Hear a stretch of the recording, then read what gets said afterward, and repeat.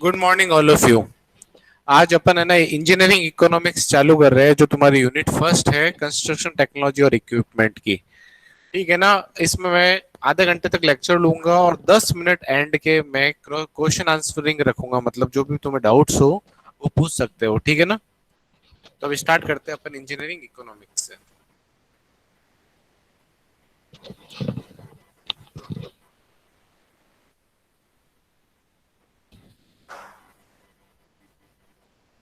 Engineering economy involves the systematic evolution of the economics merit proposed solution to engineering problems to be economically acceptable, that is affordable. Solution to the engineering problem must be demonstrate a positive balance of long term benefit over a long term cost, and they must promote the well-being and survival of an organization, embody creative and innovative technologies, ideas, permit identification and scrutiny of their estimated outcomes। मतलब ये हुआ कि तुम लोगों को economically, मतलब उसको एक तरह से कोई भी इंजीनियरिंग प्रॉब्लम्स है तो उसका एक तरह से पूरा ढंग से उसको कैसे अपन को पैसे उस पर लगाने हैं, कितने लगाने हैं, उसका लॉन्ग टर्म बेनिफिट क्या होगा, वो सब कुछ इसके अंदर इन्वॉल्व होगा। अपन कैसे उसके ऊपर पैसे लगा सकते हैं कोई भी प्रोजेक्ट के ऊपर, तो वो सब कुछ इंजीनियरिंग इकोनॉमी के अंदर क्या बोलते हैं इन्वॉल्व होगा। Engineering economy involves technical analysis with emphasis on the economic aspect and has the objective of assisting decision. This is the this is true whether the decision maker is an engineer interactive analyzing alternative at a computer aided design workstation और the chief executive officer considering a new project. मतलब अपन को ऐसा proposal देना है कि उसका chief executive officer भी उसको प्रोजेक्ट को अपन का कंसिडरेशन कर ले। An engineer who is unprepared to excel at engineering economy is not properly equipped for his job or her job। मतलब अगर उसको इंजीनियरिंग इकोनॉमिक्स के बारे में कोई भी इंजीनियर को पता नहीं है किसी भी मतलब उस बेसिस में, तो वो अपने जॉब के लिए प्रिपेयर्ड नहीं होगा। तो इसलिए इंजीनियरिंग इकोनॉमिक्स भी एक अच्छा एक इम्पोर्टेंट टॉपिक है। हेलो, जिसका भी माइक है प्लीज ऑफ कर दो। और हाँ, अब जिसको भी ये नोट डाउन करना है वो नोट डाउन कर सकता है। 2 मिनट का वेट कर रहा हूँ। सर आप पीडीएफ भेजोगे ना सर उसके अंदर गूगल क्या क्लासरूम के अंदर। क्या सर आप सर आप आप पीडीएफ डाल दोगे ना सर गूगल क्लासरूम में। आप पीडीएफ डाल ये दूंगा मैं। ठीक है। ठीक है ना। पीडीएफ डाल दूंगा, इसकी पीपीटी जो पीपीटी बनाई वो भी शेयर कर दूंगा ठीक है। Lecture wise. और इसका वीडियो लेक्चर जो बना रहा हूँ वो भी शेयर कर दूंगा साथ साथ। Okay sir. हाँ, फिर है principle of engineering economics. The development and study and application of an any discipline must begin with a basic foundation. We define the foundation for an engineering economics to be set of principles that provides a comprehensive doctrine for developing the methodology. These principles will be mastered by the student as they progress through this course. Once a problem or need has been clearly defined, the foundation of the discipline can be discussed in terms of 7 principles. ये क्या है, engineering economics 7 principal पे dependent है। First है develop the alternatives, हमेशा अपने पास विकल्प होना चाहिए किसी भी चीज का। दूसरा है फोकस ऑन द डिफरेंसेस, मतलब अगर अच्छा प्रोजेक्ट क्या है बुरा प्रोजेक्ट क्या है, पैसे लगाने से पहले ये देखना पड़ेगा कि अपन को किस पे लगाना चाहिए। Use of consistent view point, एक उसका व्यू पॉइंट फिक्स होना चाहिए, नहीं तो अपन कि अगर व्यू पॉइंट फिक्स नहीं होगा अपन ऐसे वैसे ही पैसे लगा देंगे तो उसका फिर कोई फायदा नहीं होगा। चौथा है use a common unit of measurement, हमेशा एक कॉमन यूनिट ही होनी चाहिए कोई भी प्रोजेक्ट की मेजरमेंट की। कंसिडर्ड ऑल रिलेटिव क्राइटेरिया, जो भी मतलब अपन इंक्लूड कर सकते हैं। अगर अपन एक तरह से इसको एस्टिमेशन की तरफ लेके जाते हैं तो अपन को हर एक पॉइंट, मतलब अगर कोई बिल्डिंग बनानी है तो उसके अंदर कंक्रीट कितना यूज होगा, सीमेंट कितनी यूज होगी, टाइल्स कितनी यूज होगी, रीइंफोर्समेंट बार कितनी यूज होगी, स्टैंड कितनी यूज होगी, सब कुछ उसके अंदर अपन को इंक्लूड करना है। Principle number 6, make risk and uncertainty एक्सप्लिक्ट्स।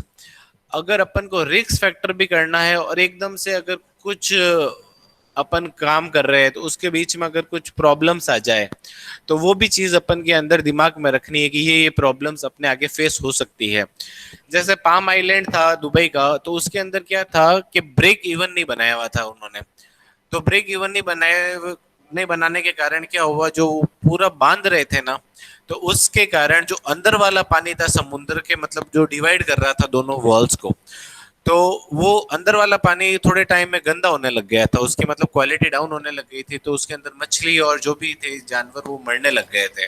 तो इसलिए उसको एक ब्रेक दिया था, जैसे उसके अंदर पानी मूव और रोटेट होता रहे।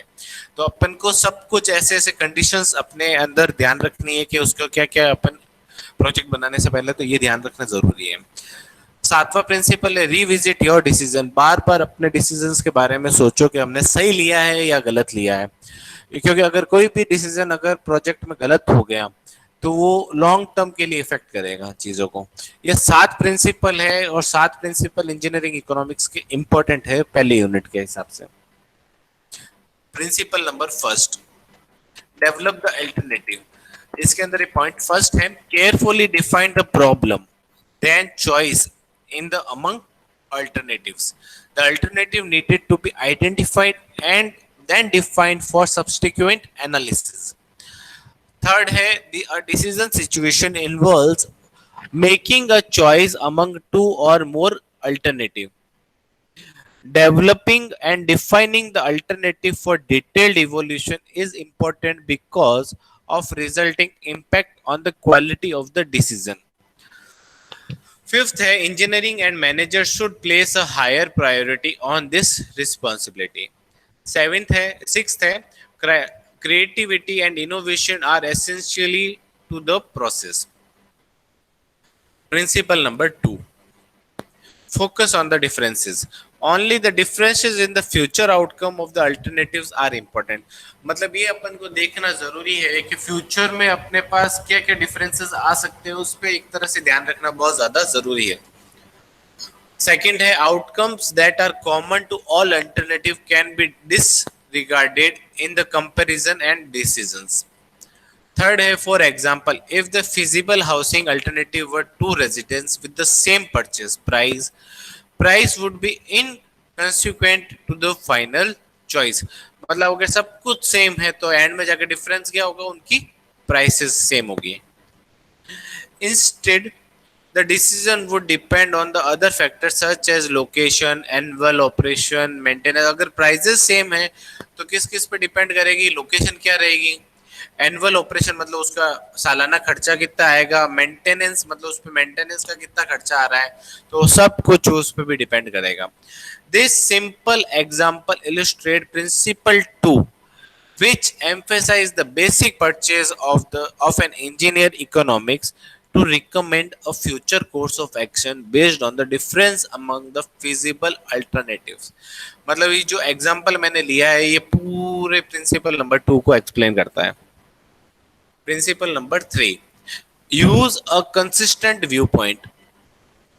The prospective outcome of an alternative economics and others should be consistently developed from or defined viewpoint.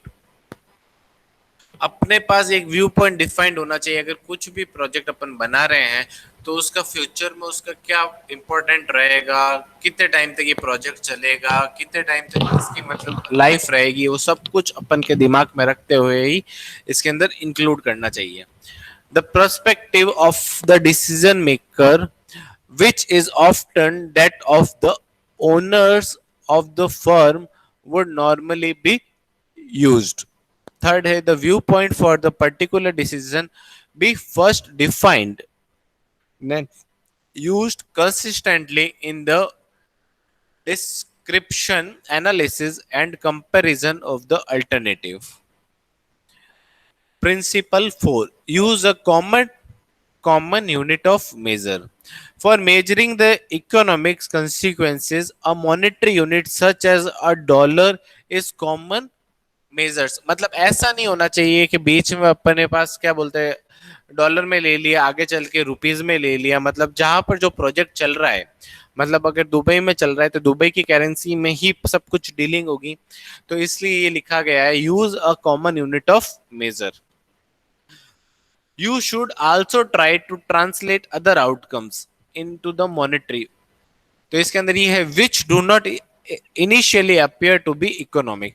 मतलब अपन को वो भी उसके अंदर इंक्लूड करना है जो स्टार्टिंग में अपन को नहीं, अपन को ऐसा लग रहा है कि ये इकोनॉमिक्स के अंदर इन्वॉल्व नहीं है, उसको भी हम लोग इन्वॉल्व करना चाहिए. Using more than one monetary unit for economic analysis will complicate the overall analysis of the project. Principle number 5. Consider all relevant criteria. First है the decision maker will normally select the alternative that will best serve the long term interest of the owner of the organization. Second लिखना है in the engineering economic analysis the primary criteria relates to long term financial interest of the owner. Third लिखना है this is based on the assumption that available capital will be allocated to provide maximum monetary return to the owner. मतलब अपन को ये भी ध्यान रखना है कि अगर कोई प्रोजेक्ट बना रहे हो तो वो वापस कितना फ्रूटफुल होगा. मतलब अगर अपन ने घर बनाया 2 मंजिला, तो अगर एक ऊपर वाली किराए पे दिया तो उसका भी बेनिफिट अपन देखते हैं कि ये अपन ने ऊपर वाला बनाया तो ये कितने टाइम में ऊपर वाला जो भी अपन ने बिल्डिंग बनाई उसके पैसे वापस कब तक रिटर्न हो जाएंगे, ये भी ध्यान रखना है अपन को. Often though there are other organizational objective you would like to achieve with your decision and this should be considered and given weight in the selective of an alternative. अगर कोई भी ऑर्गेनाइजेशन में काम कर रहे हो और अपन प्रोजेक्ट उसके उसके लिए बना रहे हैं तो अपन को दूसरे बेनिफिट्स भी उसके लिए देखने पड़ते हैं एक अच्छा एम्प्लॉय होने के लिए. Principle 6. Make risk and uncertainty explicits. Risk and uncertainty are inherent in the estimating the future outcome of the alternative should be reorganized.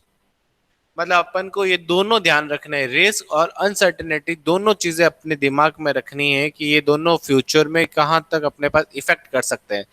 अगर रिस्क क्या रहेगा, उसमें अनसर्टेनिटी क्या आ जाएगी प्रोजेक्ट के अंदर, वो सब कुछ अपने ध्यान रखते हुए ही अपन को प्रोजेक्ट की डिजाइन करनी है. The analysis of the alternative involves projecting or estimating the future consequence associated with each of them. Third रखना है the magnitude and the impact of the future outcome of any course of action are uncertain. मतलब एकदम से building किसी reason से कोई downfall, मतलब अगर गिर जाती है और कुछ भी हो जाता है तो उसका भी अपन को ध्यान रखता है और फिर वो आगे उस पर भी ध्यान रखना अपन को. The probability is high that today estimation of for example, future cash receipt and expenses will not be what eventually occurs.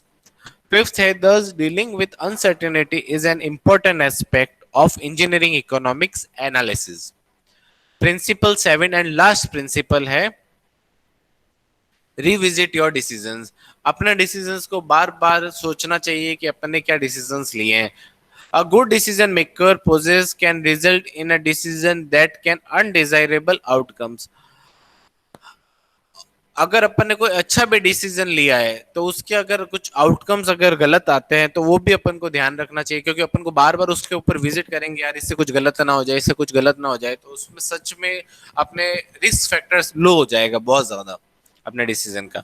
Other decisions even though relatively successful will have result significantly different from the initial estimate of the consequences. अपन ने initially क्या बनाया है और बाद में जाके कुछ अगर फायदा हो जाता है तो वो भी अच्छा है. तो इसलिए अपने डिसीजंस को मतलब क्या बोलते हैं लॉन्ग टर्म के लिए सोचना चाहिए.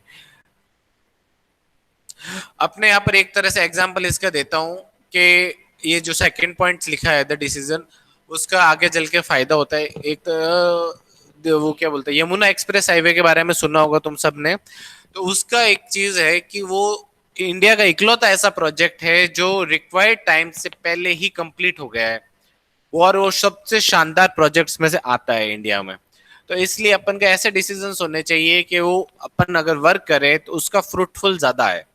तो इसलिए बार बार डिसीजंस के ऊपर विजिट करना चाहिए। थर्ड पॉइंट है learning from and adaptive based on our experience are essential and are indicators of an good organisation.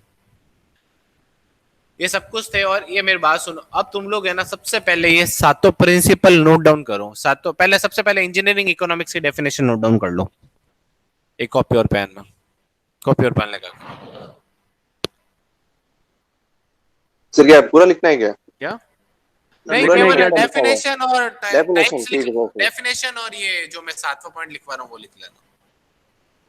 पहले डेफिनेशन लिख लो, जब यस बोल देना।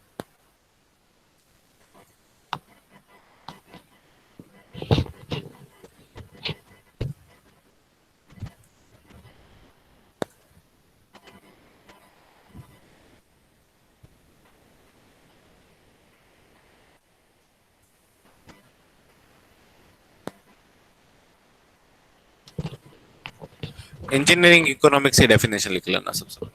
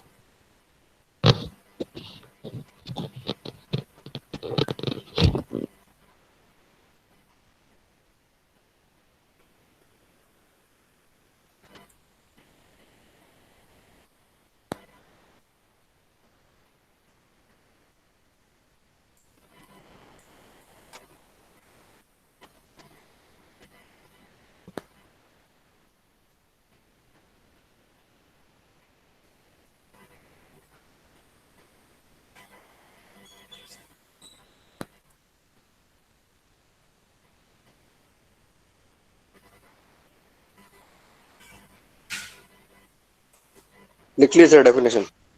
हाँ, तो अब ये सातों पॉइंट लिख लो, मैं जो कर रहा हूँ ये वाले। अलग से तो एक कला थोड़ी लिख रहा है।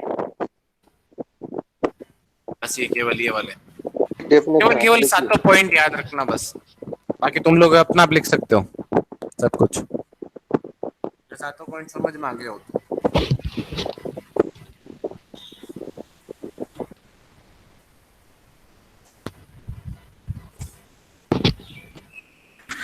सातों पॉइंट याद रखना, सातों प्रिंसिपल्स।